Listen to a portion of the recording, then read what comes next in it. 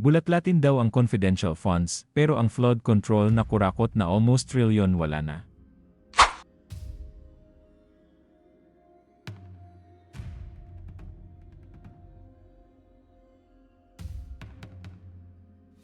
Yan ang matapang na pahayag ng kilalang psychic at dream reader na si Rudy Baldwin, na muling umani ng atensyon at suporta mula sa publiko matapos niyang questionin ang plano ni Ombudsman Jesus Crispin Boying Remulla na unahin ang investigasyon sa kontrobersyal na pondo ni Vice President Sara Duterte.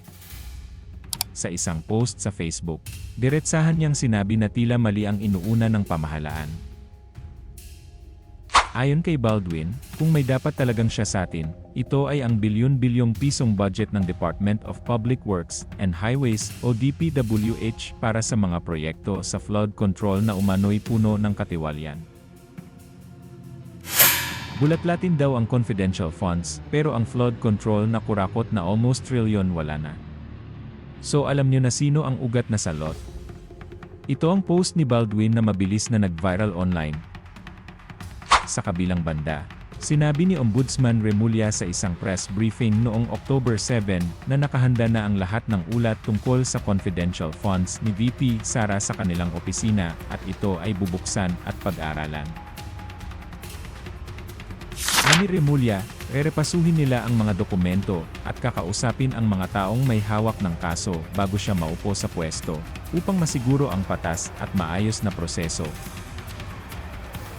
Ngunit para kay Baldwin, tila may mas malaking issue na hindi nabibigyan ng pansin at ito ay ang mga maanomalyang proyekto ng DPWH. Maraming netizens ang sumang-ayon sa kanya, sinasabing baka ginagamit lamang ang issue ng confidential funds para ilihis ang pansin ng publiko sa mas malalaking kaso ng korupsyon. May ilan pang nagsabing tinatakpan lang nila ang mga big fish at pinoprotektahan ang mga nasa kapangyarihan. May mga netizen ding nanawagan ng pagkakaisa at pagbabantay sa mga nangyayari sa gobyerno. Ayon sa kanila, dapat ay maging mapanuri ang mga Pilipino at huwag basta-basta magpadala sa mga issue na inilalabas ng mga politiko.